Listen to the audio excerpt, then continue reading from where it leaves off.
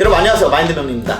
원래 화개살이란 인기, 연예인, 사람들의 관심을 받는다 뭐 이런 것들이랑 거리가 있는 글자예요. 오히려 종교, 철학, 문화, 고독 뭐 이런 다크함과 어울리는 글자인데 왜 화개살이 많으면 사람이 꼬일까요? 그 이유는 바로 뭔가 좀 있어 보인다 할까? 그 사람 자체가 가지고 있는 농익은 그윽한 향기가 난다고 할까?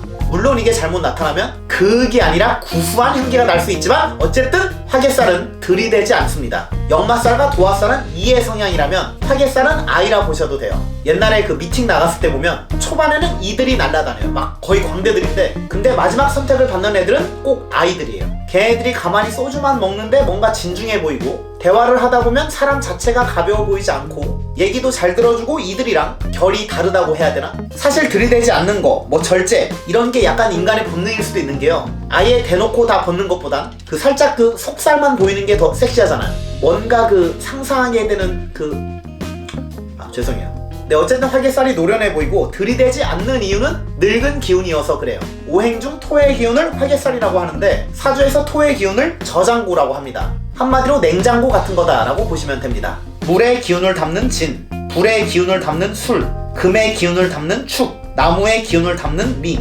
역마살에서 시작을 하고 도화살에서 활발하게 진행을 하고 화개살에서 마무리하고 그 에너지를 저장하죠. 마무리하는 토의 기운을 경험이 많고 늙어가는 것과 닮아서 빛날 화 덮을게, 빛나는 것을 덮는다. 그래서 화개라고 합니다. 과거의 것들을 정리하는 게 화개인데 예전에는 늙고 고독하고 외로운 살이라고 부정적으로 해석을 했지만 현대사회에서는 몰입하는 능력이 있고 자기만의 사상과 철학이 있어서 매력적이고 인기를 끌 수 있다고 하고 또 화개살이 있는 사람들은 매니아층이 있어요. 자기만의 개성이 있기 때문에 호불호가 갈릴 수도 있지만 한번 화개에 꽂히면 헤어나오지 못할 수가 있습니다. 그 사람이 뭔가 좀 자기만 알고 이기적이고 좀 도라이 같은데 그럼에도 불구하고 빠져드는 거예요. 예를 들어 너 뭐야? 라는 말을 역마살을 가진 사람이 너 뭐야? 라고 하면 호기심이 많아 보이고 도화살이 너 뭐야? 라고 하면 평가하는 것 같은데 화개살 있는 사람이 너 뭐야? 라고 하면 나를 꿰뚫어보는 듯한 오묘한 느낌을 받을 수 있어요. 물론 화개살이 있는 사람은 아무 생각이 없겠지만 상대방은 수만 가지 생각이 들 수 있습니다. 그만큼 뭔가 있어 보이고 오묘하고 전문적이어 보이는 게 화개살이에요.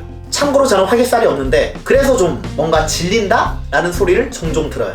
저처럼 화개살이 없으신 분들은 화개를 오행을 담고 있다고 해서 껍데기라고도 하거든요. 네, 돼지 껍데기를 먹는 것도 개운법이 될 수 있습니다. 화개라는 단어를 습관적으로 많이 들어도 좋을 수 있는데 그냥 듣는 것보다 노래를 들어도 돼요. 이런 노래들. 없을 건 없답니다. 화개담고. 네, 맞아요. 별로 재미없고 벌써 질리시죠? 화개살이 없어서 그래요. 네.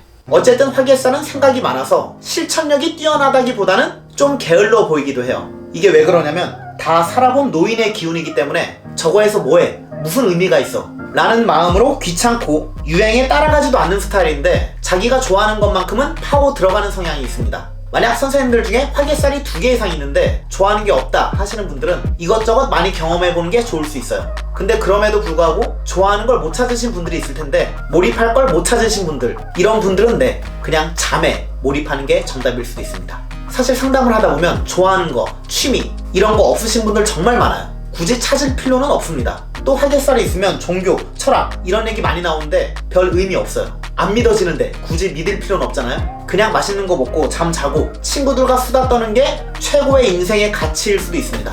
화개살은 노인의 기운이라 했는데 열심히 살아도 부질없다, 행복한 게 최고다 라고 말하는 어르신 분들도 많잖아요. 이처럼 화개살은 이중적인 면모가 있습니다. 좋아하는 건 미친듯이 몰입하지만 관심이 없는 건 신경도 안 쓰죠.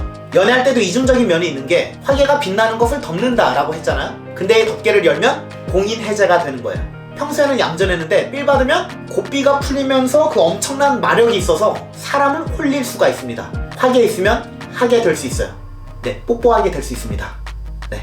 자, 이제 아까 진술충미가 화개살이라 했는데 이 글자들의 특성을 간단히 알려드리겠습니다. 진술충미의 공통점은 정체성이 애매한 글자들이에요. 라면도 아니고 짜파게티도 아닌 짜파구리 같다고 할까? 자, 먼저 진토는 화개살이라고 부르기 조금 애매해요. 그런 고독하고 철학적인 성향보다는 활발하고 호기심 많은 성향을 가질 수 있습니다. 진토는 봄과 여름을 연결시켜주는데 여름이 되면 물이 마르니까 물을 보관하는 역할도 해요. 물은 생각하고 정신적인 활동을 의미하는데 이런 특성이 있으면서 활동적인 일을 하는 거예요. 생각한 걸 만들어낸다, 기획, 아이디어, 그걸 구체화하고 편리하게 만드는 게 진이에요. 근데 호기심이 많고 하고 싶은 것도 많아서 한 가지를 꾸준히 못하고 이것저것 하려는 성향도 있습니다. 그래서 자기 멋대로 하고 쿨해 보이기도 하는데 멘탈이 생각보다는 약해서 좀 눈치를 보는 성향도 있어요. 공감 능력도 좋은 편이어서 MBTI나 사주, 심리 이런 걸 좋아하기도 하는데 좀 쉬운 걸 좋아해요. 어려운 철학이나 역사 뭐 이런 것보다는 재밌고 간단한 거를 좋아하는 특성이 있습니다. 자, 다음 미토는 이중적인 면이 있습니다. 사회생활은 잘하는데 집에 오면 고독하고 외로운 거예요. 가면을 쓰고 살아가는 거죠. 미토는 여름과 가을을 연결시켜주는데 가을이 되면 나무는 생명력을 잃으니까 나무를 보관하는 역할도 해요. 나무의 순수함, 호기심을 가지고 있지만 이제 곧 가을이 오니까 빨리 수확을 해야 됩니다.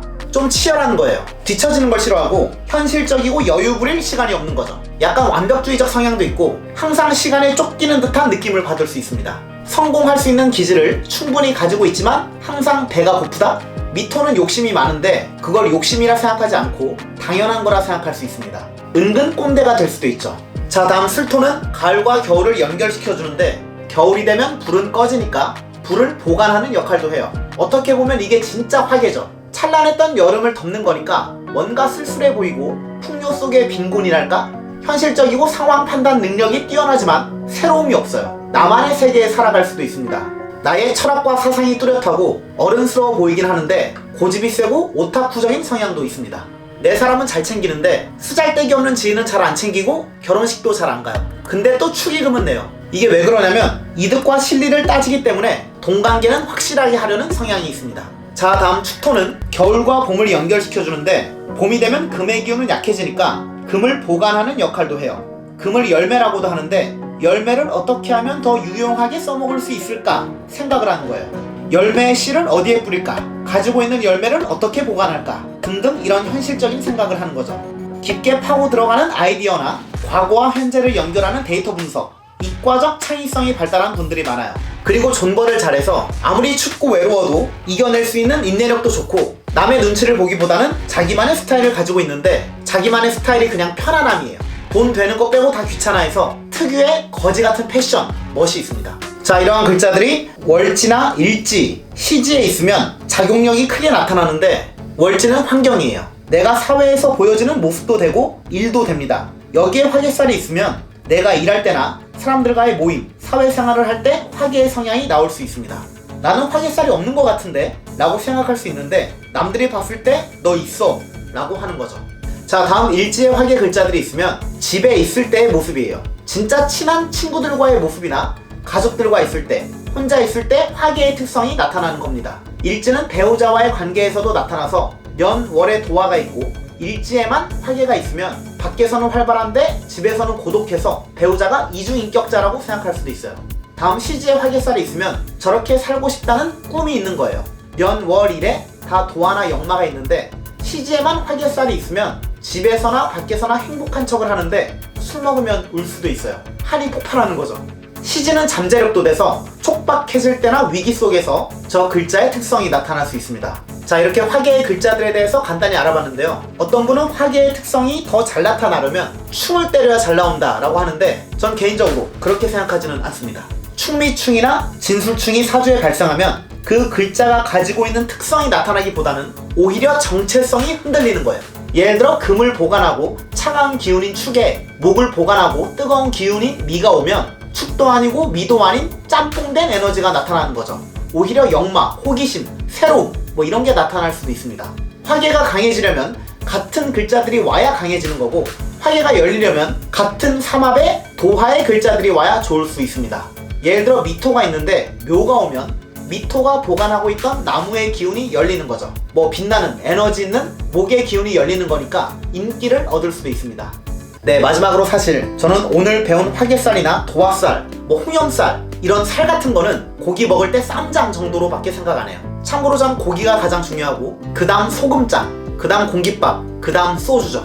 쌈장이 달고 자극적이어서 좋아하시는 분들이 많은데 명리학을 제대로 공부하시는 분들이라면 살보다는 사주 구조를 공부하시는 게 도움이 될 것 같습니다.